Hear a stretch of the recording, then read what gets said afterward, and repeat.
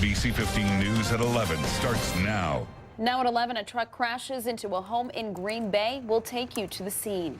Plus, we're learning more about a new offensive strategy against ISIS, one that may involve American boots on the ground. And millions of Americans are experiencing some of the coldest temperatures ever on record. We'll take a look at what we're dealing with here at home. Good morning, everyone. I'm Ashley Matthews. And I'm Christine Belport. The bitter cold streak continues, but we'll see a little bit of, I don't want to say a warm up. How about warmer temperatures than today? That's right. To let us know about that heat wave, let's send it on over now to meteorologist Brian Dukes. Hey guys, it will be a very short warm-up. We're talking only one day before temperatures are right back where they've been all week into the single digits. Right now, though, we are actually dealing with a quick burst of snow around south central Wisconsin here in the Madison area down through the state line, enough to put a quick coating on the roadways, so be on the lookout for that, especially over the next hour or two. Temperatures, they're nearing the double digits in Madison, up to 9 degrees. It's 7 in Beaver Dam. We do have some double digits, though, as you near the Mississippi River. Prairie du Chien right now coming in at 13. Winds are out of the south. That's good if you're looking for warmer weather, but they are picking up anywhere from 10 to 20 miles an hour. And with just enough snow falling, it is blowing around a little bit. So there will be some minor blowing and drifting of snow. And those wind chills, of course, they are definitely remaining below zero once again. For the afternoon, snow likely at least through the early afternoon hours. By 2 o'clock, we'll start to see that wind down. Temperatures, though, they will continue to rise all afternoon long and likely after sunset tonight, where we will reach our high into the 20s. We'll talk more about that short warm-up and then more cold. It's all coming up in a few minutes. Guys? Sounds great, Brian. Thank you. It's rare to have record-breaking cold all over the nation, but that seems to be the case today. NBC's Peter Alexander is in Maryland, and Dylan Dreyer is in New York with the latest. Good day to you from the upper Chesapeake Bay Channel right now. The temperature fortunately doubling since we got out here at dawn. 2 degrees then, 4 degrees now. The wind chill making it feel like 18 degrees below zero. We're on board the U.S. Coast Guard cutter, the Cleat, right now. Bring the camera this direction, and you can see what we're trying to carve our way through right now. This is thick ice, as thick as any we've seen all day so far, up to 2 feet deep in places. This cutter with its steel hull can only get through about 18 inches. The ice, as they describe it, is packed and stacked. You can hear that noise. That's the sound it makes right now. And if it gets too thick, we have to go back and ram, back and ram. They'll be out here all day in what is one of the busiest ports in the Mid-Atlantic. Dylan, take it away. And I'm Dylan Dreyer here in Genesee Falls, New York, where we have captured what cold looks like here as well. This is Letchworth National Park, and this is a giant fountain. It's a man-made fountain that shoots water about 5 stories high, and you can see the water still coming out the top of it, and then it just freezes and creates this absolutely gorgeous ice sculpture. It happens every year, but this year it's just a perfect way to show you just how cold it is. We were at 8 degrees below zero here this morning. We are breaking records all across the eastern half of the country. In Baltimore, the old record was set back in the late 1800s, and we bottomed out at 1 degree today. So we are shattering records of all kinds. And again, sometimes you just have to put it into a picture, and I think this fountain makes the cold actually look pretty. I'm Dylan Dreyer in Genesee Falls, New York. That was amazing video. Well, new at 11, the Senate is set to vote next week on a right-to-work bill. Republican Senate Majority Leader Scott Fitzgerald made the surprise announcement today. He says the yet-to-be-introduced bill would be introduced later today, with the vote either Wednesday or early Thursday of next week.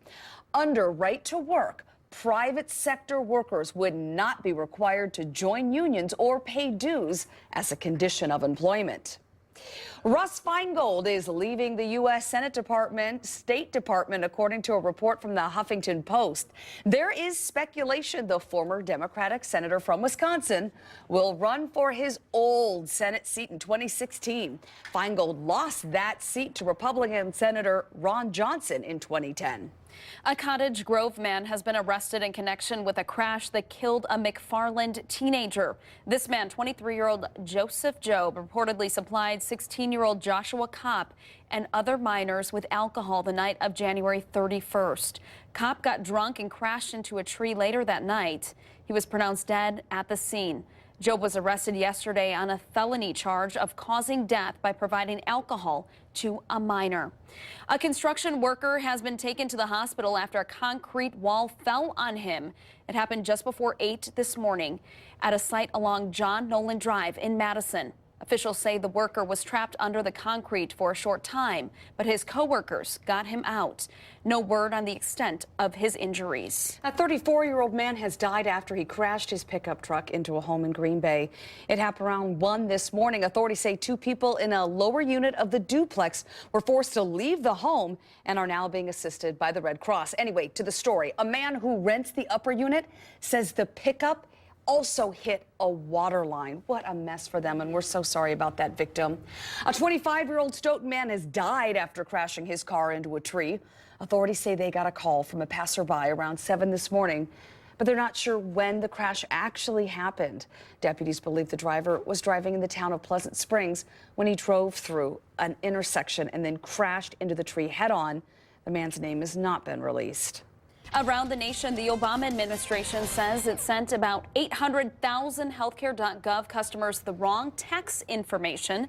Now officials are asking those people to delay filing their 2014 taxes.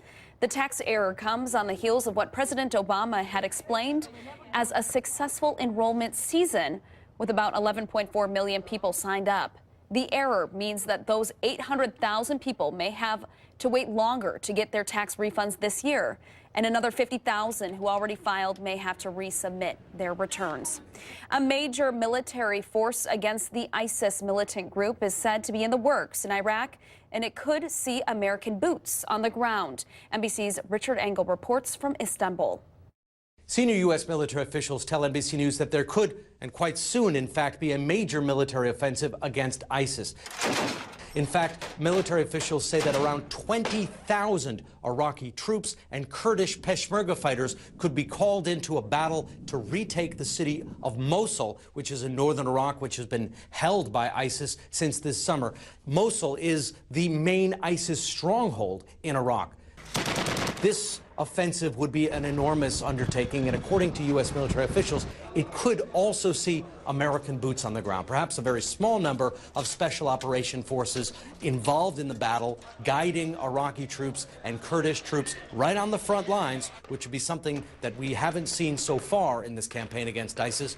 Also seeing American troops forward deployed, calling in airstrikes. There are many questions about this potential offensive, which military officials say could even take place as early as April. But according to the military officials, this operation, a major offensive, is in the works. Now we'll have to see if it happens and at what cost. Richard Engel, NBC News, Istanbul. Back in the state, gray wolves in the western Great Lakes region are protected by federal law once more. And in fact, today, the U.S. Fish and Wildlife Service is publishing a rule designating wolves in Wisconsin and Michigan as endangered. Now, that means sport hunting and trapping of wolves is no longer permissible. Now, gray wolves in Minnesota will be considered threatened. More than 50 scientists signed a letter to Congress this week saying wolves occupy such a small fraction of their former range and they still need legal protection.